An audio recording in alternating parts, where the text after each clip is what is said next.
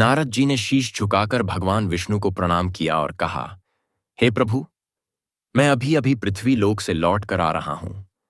पृथ्वी का भ्रमण करते हुए मैंने एक अत्यंत विचित्र दृश्य देखा। वहां कुछ लोग पीपल के वृक्ष को काटते हुए दिखे, जैसे उन्हें उसके महत्व का कोई ज्ञान ही ना हो।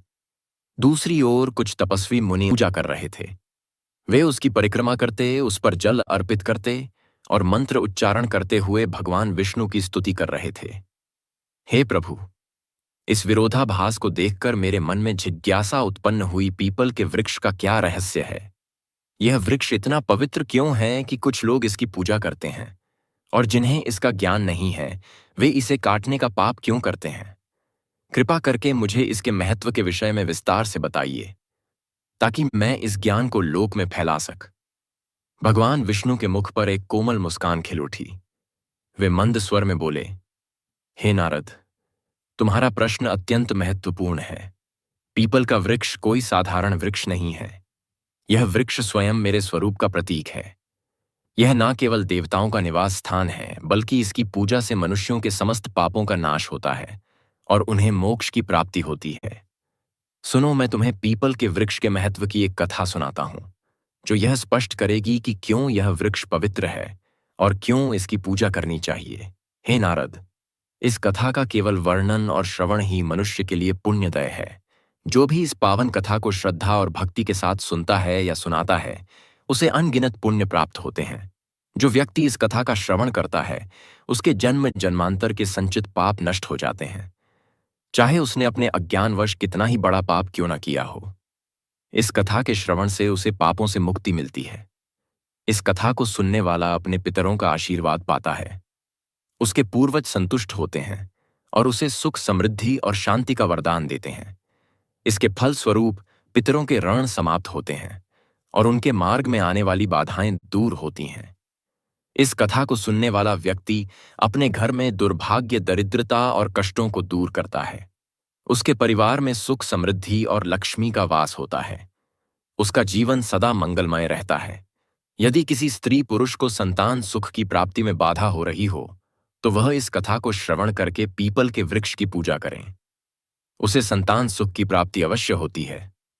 नारद जी ने आनंद और जिज्ञासा से कहा, प्रभु, मैं ध्यानपूर्वक सुन रहा हूं, कृपया इस कथा का वर्णन कीजिए। भगवान विष्णु ने कहा, हे नारद, पूर्व काल की बात है। एक अत्यंत गरीब व्यक्ति रहता था, जिसका नाम हरिदास था। हरिदास ईमानदार और परिश्रमी था, लेकिन उसका जीवन अत्यंत कठिनाइयों से भरा हुआ था। वह जंगल से लकड़ियां काटकर उन्हें बेचता और जैसे तैसे अपने परिवार का भरण पोषण करता था। उसका परिवार बड़ा था। बूढ़े माता पिता, उसकी पत्नी गायत्री और 3 छोटे छोटे बच्चे। हरिदास दिन रात मेहनत करता, फिर भी परिवार के लिए पर्याप्त भोजन जुटाना मुश्किल हो जाता।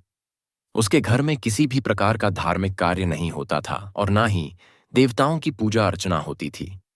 हरिदास को शास्त्रों और धार्मिक महत्व के विषय में कुछ भी ज्ञान नहीं था। एक दिन हरिदास हाथ में कुल्हाड़ी लिए जंगल की ओर निकल पड़ा। वह सुबह से ही जंगल के एक एक कोने में घूमता रहा, पर उसे लकड़ियां तो दूर, एक भी सूखा पेड़ नहीं मिला। उसकी थकान बढ़ती जा रही थी और सूर्य अपनी मध्य अवस्था में चमक रहा था। हरिदास को चिंता सताने लगी कि यदि वह आज लकड़ियां नहीं ले गया तो घर में चूल्हा नहीं जलेगा। भूख और प्यास से व्याकुल होकर वह जंगल में और आगे बढ़ने लगा। जंगल का यह भाग अत्यंत भयानक था। ऊंचे ऊंचे वृक्ष, घनी बेलें और झाड़ियों ने सूरज की रोशनी तक को धरती पर आने से रोक रखा था। जगह जगह सर्प, बिच्छू और अन्य हिंसक जीवों के खतरे भी दिखाई देते थे, परंतु हरिदास की विवशता उसे वहां तक खींच लाई थी। बहुत देर तक भटकने के बाद अचानक उसकी नजर एक विशाल वृक्ष पर पड़ी। वह वृक्ष अपने चारों ओर एक अजीब सी आभा बिखेर रहा था। उसकी शाखाएं मानो आकाश को छू रही थीं और उसकी जड़ें धरती को गहराई से बांध कर रखे हुए थीं। यह पीपल का वृक्ष था। हरिदास ने मन ही मन सोचा, अरे वाह, कितना बड़ा और मजबूत वृक्ष है। यदि मैं इसकी कुछ टहनियां काट लूं तो आज का काम बन जाएगा। फिर उसने कुल्हाड़ी को मजबूती से थामा और वृक्ष के पास पहुंच गया। वृक्ष के नीचे खड़ा होकर उसने एक क्षण के लिए इधर उधर देखा और कुल्हाड़ी को ऊपर उठा लिया। जैसे ही वह कुल्हाड़ी से वृक्ष पर आघात करने वाला था, तभी एक भयंकर आवाज गूंज उठी जो किसी स्त्री की सी प्रतीत हो रही थी। हे मनुष्य, ठहरो, तुम ये क्या अनर्थ करने जा रहे हो? हरिदास ने चौंक कर इधर उधर देखा, पर वहां कोई दिखाई नहीं दिया। अगले ही क्षण वृक्ष के तने के पास से एक भयानक काले रंग का सर्प प्रकट हुआ। उस सर्प की आंखें चमक रही थीं, मानो उनमें अग्नि की ज्वालाएं जल रही हो। हरिदास भयभीत होकर पीछे हट गया। सर्प धीरे धीरे उसके सामने आकार लेने लगा। वह अब सर्प नहीं, बल्कि एक सुंदर स्त्री का स्वरूप धारण कर चुका था। यह कोई साधारण स्त्री नहीं थी, बल्कि एक नाग कन्या थी। उसका चेहरा तेजस्वी था और उसकी आंखों में अपार रहस्य झलक रहा था। फिर नाग कन्या ने गंभीर स्वर में कहा, हे मनुष्य, तुम यह पवित्र पीपल का वृक्ष काटने जा रहे थे। क्या तुम्हें इसका ज्ञान नहीं कि पीपल के वृक्ष में देवताओं का वास होता है? इसे काटने से तुम्हें महान पाप लगेगा। हरिदास की सांसें तेज हो गईं। वह भयभीत होकर कांपते स्वर में बोला, हे देवी, आप कौन हैं और मुझसे मनुष्य की वाणी में बात कैसे कर रही हैं? मैंने तो ऐसा कुछ कभी सुना भी नहीं था। कृपया मुझे बताइए कि आप कौन हैं और यह वृक्ष क्यों इतना विशेष है? कन्या मुस्कुराई और बोली, हे मनुष्य, मैं इस पीपल के वृक्ष की रक्षक हूं। मेरा नाम नागिनी सुरसा है। यह वृक्ष मेरे लिए बहुत प्रिय है, क्योंकि इसी वृक्ष में मेरा वास है और यह है। परंतु इस वृक्ष के साथ मेरा यह जुड़ाव केवल इस जन्म का नहीं है, बल्कि यह एक पुरानी कथा का परिणाम है। सुनो, मैं तुम्हें अपने पूर्व जन्म की कथा सुनाती हूं। यह कहते हुए नाग कन्या सुरसा का चेहरा गंभीर हो गया। उसकी आंखों में अतीत का एक गहरा रहस्य चमक उठा। हरिदास विस्मय और जिज्ञासा से उसकी ओर देखने लगा, क्योंकि यह सब उसके लिए अत्यंत अद्भुत और विचित्र था। नाग कन्या ने अपना वृतांत आरंभ किया। नाग कन्या ने गहरी सांस ली और हरिदास की ओर देखते हुए कहा, हे मनुष्य, पिछले जन्म में मेरा नाम सुमति था। मैं एक प्रतिष्ठित वैश्य परिवार में जन्मी थी। मेरे पिता एक धनवान व्यापारी थे और मेरे विवाह का आयोजन उन्होंने बड़ी धूमधाम से किया। मेरा विवाह एक पुण्यात्मा और ज्ञानी वैश्य पुत्र से हुआ, जिसका नाम धर्मपाल था। मेरे पति अत्यंत धार्मिक प्रवृत्ति के थे और अनाज का व्यापार करते थे। उनका जीवन सादा, लेकिन धर्म और सत्कर्म में लीन था। किंतु मैं उनके गुणों से सर्वथा विपरीत थी। मेरा स्वभाव अत्यंत स्वार्थी और अहंकारी था। मैं ना तो अपने पति का आदर करती थी और ना ही किसी प्रकार के धर्म कर्म में रुचि रखती थी। मुझे देवी देवताओं की पूजा व्यर्थ प्रतीत होती थी। मेरा मन सदा सांसारिक सुखों और धन संपत्ति में लिप्त रहता। मेरे पति मुझे समझाते रहते कि हमें जीवन में पुण्य के कार्य करने चाहिए, देवताओं की पूजा करनी चाहिए। किंतु मैं उनकी बातों को हमेशा अनसुना कर देती। हमारे गांव के पास एक मुनि का आश्रम था। वह आश्रम शांत, पवित्र और प्रकृति की छाव में बसा हुआ था। वहां के वातावरण में एक अलौकिक शांति थी। मुनि ने अपने आश्रम के आंगन में एक छोटा सा पीपल का वृक्ष लगाया हुआ था। गांव के लोग वहां नियमित रूप से पूजा करने आते थे। वे पीपल के वृक्ष के चारों ओर दीप जलाते, जल चढ़ाते और उसकी परिक्रमा करते। उनका विश्वास था कि इस वृक्ष में भगवान विष्णु का वास है और उसकी पूजा करने से उनके पितर प्रसन्न होते हैं। लोगों की श्रद्धा और भक्ति से वह वृक्ष बहुत ही कम समय में विशाल हो गया। एक दिन की बात है, मैं उस आश्रम के पास से गुजर रही थी। वहां मैंने देखा कि एक ब्राह्मण अत्यंत श्रद्धा से उस पीपल वृक्ष की पूजा कर रहा था। वह वृक्ष के तले जल चढ़ा रहा था और मंत्रोच्चार कर रहा था। यह दृश्य देखकर मैं ठहाका मारकर हंसने लगी और कटु स्वर में कहा, अरे ब्राह्मण, तुम मूर्खों की तरह इस वृक्ष की पूजा क्यों कर रहे हो? यह तो केवल एक पेड़ है, ना फल देता है ना फूल। क्या यह पेड़ किसी काम का भी है? यह व्यर्थ का ढोंग है। तुम्हारी पूजा का कोई लाभ नहीं है। मेरे शब्द सुनकर वह ब्राह्मण अत्यंत शांत भाव से मेरी ओर देखता रहा। फिर वह गंभीर स्वर में बोला, हे देवी, तुम्हारा अज्ञान ही तुम्हारे इस व्यवहार का कारण है। क्या तुम्हें ज्ञात नहीं कि यह पीपल का वृक्ष मात्र एक साधारण वृक्ष नहीं है? इस वृक्ष में स्वयं भगवान विष्णु का वास होता है। यह वृक्ष जीवित है और अत्यंत पवित्र है। इसकी पूजा करने से भगवान विष्णु प्रसन्न होते हैं। इसके तले जल चढ़ाने से पितरों का आशीर्वाद प्राप्त होता है। अनेक जन्मों के पाप इस वृक्ष की पूजा से समाप्त हो जाते हैं। यह वृक्ष मानव जीवन के लिए वरदान स्वरूप है। उस ब्राह्मण की बातों ने मेरे अहंकार को और भड़का दिया। मैंने कटु शब्दों में उसका और उस वृक्ष का उपहास किया। मैं क्रोध में आकर उस वृक्ष के पास पहुंची और व्यंग्यपूर्ण स्वर में कहा, देखते हैं तुम्हारा यह वृक्ष कितना महान है। यह कहकर मैंने आवेश में आकर पीपल के वृक्ष को लात मार दी। जैसे ही मेरी लात उस वृक्ष को लगी, उसी क्षण एक विचित्र घटना घटी। मेरे पैर से लेकर शरीर के अन्य अंगों में जलन होने लगी। वह जलन असहनीय थी। मैंने देखा कि मेरे शरीर में परिवर्तन हो रहा था। धीरे धीरे मेरा रूप बदलने लगा। मेरी त्वचा काली पड़ने लगी और देखते ही देखते मैं एक भयानक पिनी में परिवर्तित हो गई। नागिनी का रूप धारण करके मैं वहीं पर चीखने चिल्लाने लगी। मेरी चीख पुकार सुनकर आश्रम के मुनि वहां आ गए। मैं उनके चरणों में गिर पड़ी और रोते हुए अपनी व्यथा मैंने उनसे विनती की कि मुझे इस श्राप से मुक्ति दिलाए। मुनि गंभीर स्वर में बोले, हे स्त्री, तुमने घोर पाप किया है। पीपल के वृक्ष को अपवित्र करना और उसका अपमान करना भगवान विष्णु का अपमान है। तुम्हें तुम्हारे कर्मों का दंड मिला है। फिर मैंने कांपते हुए हाथ जोड़कर मुनि से प्रार्थना की, हे ऋषिवर, कृपया मुझे क्षमा करें और इस शराब से मुक्ति का कोई उपाय बताए। मैं अपने पापों के लिए पश्चाताप करना चाहती हूं। उस मुनि ने गंभीर स्वर में कहा, हे पापिनी, तुम्हें इस श्राप से मुक्त होने के लिए 100 वर्षों तक इस पीपल वृक्ष पर निवास करना होगा और इसकी रक्षा करनी होगी। जब 100 वर्ष पूर्ण हो जाएंगे, तब तुम्हारे पति यहां आएंगे और इस वृक्ष पर जल अर्पित करेंगे। उसी दिन तुम्हें इस श्राप से मुक्ति मिलेगी। इतना कहकर मुनि वहां से चले गए। तब से मैं इसी वृक्ष पर वास कर रही हूं। यह वृक्ष दिनों दिन बढ़ता गया और मैं दिन रात इसकी रक्षा करती हूं ताकि कोई इसे हानि ना पहुंचा सके। आज मेरे 100 वर्ष पूरे हो चुके हैं। मैं प्रतीक्षा कर रही हूं कि मेरे पति धर्मपाल यहां आई और इस वृक्ष पर जल अर्पित करें, तभी मुझे इस सर्प योनि से मुक्ति मिलेगी। यह कहते हुए नागकन्या की आंखों में आंसू आ गए। उसकी आवाज में पीड़ा और पश्चाताप स्पष्ट झलक रहा था। हरिदास यह सब सुनकर अवाक रह गया। वह समझ नहीं पा रहा था कि जो कुछ उसने सुना वह सपना था या सच्चाई। उसके हृदय में भय और श्रद्धा का संचार हो रहा था। नागकन्या की करुणामय कथा सुनकर हरिदास स्तब्ध रह गया। उसकी आंखों में आश्चर्य और अविश्वास के भाव तैरने लगे।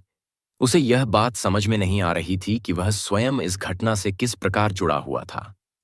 तभी एक दिव्य तेज से आश्रम के मुनि व प्रकट हुए। उनका स्वर गंभीर और आशीर्वाद से भरा हुआ था। मुनि ने हरिदास की ओर देखते हुए कहा, हे हरिदास, यह सब तुम्हारे पूर्व जन्म के कर्मों का ही परिणाम है। क्या तुम जानना चाहते हो कि तुम इस नाग कन्या के जीवन में क्या स्थान रखते हो? हरिदास ने विस्मय से मुनि की ओर देखा और कांपते स्वर में कहा, हे ऋषिवर, कृपया मुझ पर कृपा करें और मेरे जन्मों के रहस्य का ज्ञान न दे। यह सब क्या हो रहा है? मैं इस नाग कन्या के साथ किस प्रकार जुड़ा हूं? मुनि ने अपनी आंखें बंद की और उनके मुख पर एक गंभीर आभा उभरी। फिर उन्होंने कहना आरंभ किया, हे हरिदास, सुनो तुम्हारे पूर्व जन्म की कथा। इस नाग कन्या जिसका नाम सुमति है, इसका पति तुम ही थे। उस जन्म में तुम धर्मपाल नामक एक पुण्यात्मा व्यापारी थे। तुमने सुमति से विवाह की था और उसका जीवन संवारने का हर संभव प्रयास किया। तुम एक धर्मनिष्ठ और सत्यवादी व्यक्ति थे। तुमने सुमति को सद्मार्ग पर लाने के लिए अनेक प्रयास किए, किंतु वह तुम्हारे प्रयासों की उपेक्षा करती रही। हरिदास ने आश्चर्य और अविश्वास के साथ कहा, क्या मैं इस नाग कन्या का पति था? मुनि ने मुस्कुराते हुए कहा। हरिदास, सुमति ने अपने अहंकार और अज्ञान के कारण पीपल के वृक्ष का अपमान किया था, जिसके कारण उसे सर्प योनि का श्राप मिला। किंतु भगवान विष्णु ने तुम्हारे पुण्य कर्मों के कारण यह नियम बनाया कि केवल तुम्हारे हाथों से जल अर्पित होने पर ही सुमति को इस श्राप से मुक्ति मिलेगी। तुम यहां तक केवल अपनी नियति के कारण आए हो। तुम्हारा आज यहां आना संयोग नहीं है, बल्कि यह विधि का विधान है। सुमति, जो अब तक चुपचाप खड़ी थी, मुनि की बात सुनकर हरिदास के चरणों में गिर पड़ी। उसकी आंखों से आंसुओं की धार बहने लगी। वह कांपते स्वर में बोली, हे स्वामी, मैं अपने पूर्व जन्म के पापों के लिए आपसे क्षमा मांगती हूं। मेरे अहंकार और अज्ञान के कारण मैंने आपको दुख पहुंचाया और इस पीपल वृक्ष का अपमान किया।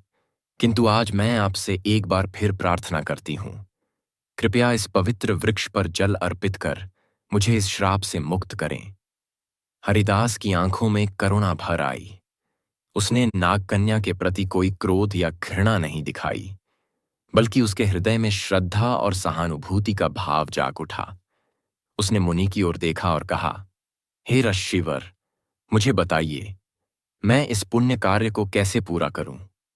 मुनि ने निदास को पीपल वृक्ष के पास ले जाकर कहा, हे वत्स, इस वृक्ष पर श्रद्धा से जल अर्पित करो और भगवान विष्णु का स्मरण करो। इससे तुम्हारे पूर्व जन्म के बंधन समाप्त हो जाएंगे और सुमति को भी मुक्ति मिलेगी। हरिदास ने पास ही रखे कलश से जल भरा वह पीपल वृक्ष के सामने खड़ा हुआ और अपने मन में भगवान विष्णु का ध्यान करते हुए जल अर्पित करने लगा।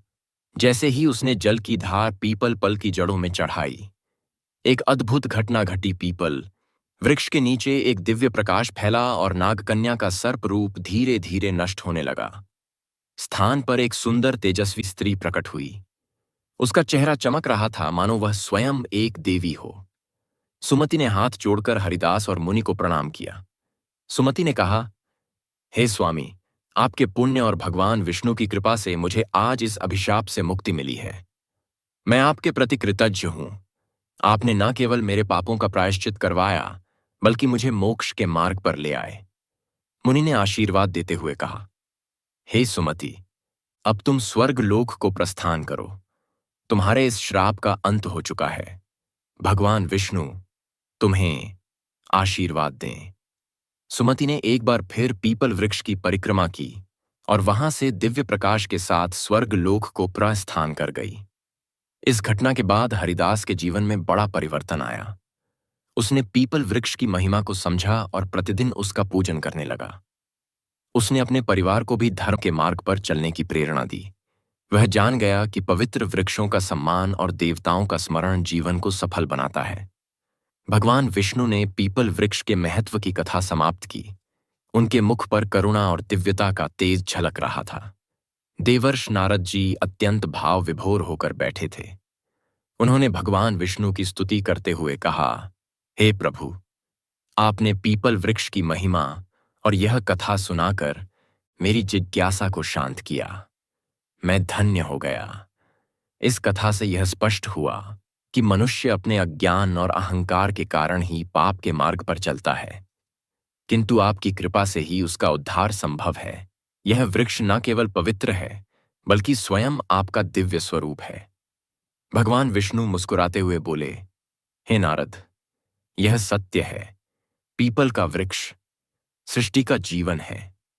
इसकी जड़ में मैं स्वयं निवास करता हूं, तने में भगवान शिव का वास है और शाखाओं में ब्रह्मा का। इस वृक्ष की पूजा करने से मनुष्य त्रिदेव का आशीर्वाद प्राप्त करता है। जो भी इस कथा को श्रद्धा से सुनेगा, सुनाएगा अथवा पीपल के वृक्ष की पूजा करेगा, उसे मेरे परम धाम की प्राप्ति होगी। उसके समस्त पापों का नाश होगा और उसे जीवन में सुख, शांति तथा परलोक में मोक्ष का आशीर्वाद मिलेगा। नारद जी ने कहा, हे प्रभु, मैं अविलंब पृथ्वी लोक पर जाऊंगा और इस कथा का प्रचार करूंगा। मैं लोगों को यह बताऊंगा कि पीपल के वृक्ष का अपमान नहीं करना चाहिए। इसकी पूजा करके वे आपके सानिध्य को प्राप्त कर सकते हैं। तो दोस्तों, इस प्रकार से भगवान विष्णु ने नारद जी को पीपल के वृक्ष की महिमा सुनाई है। उम्मीद है आपको यह कथा पसंद आई होगी। वीडियो को लाइक जरूर करें और चैनल पुरानी लहर को सब्सक्राइब करें।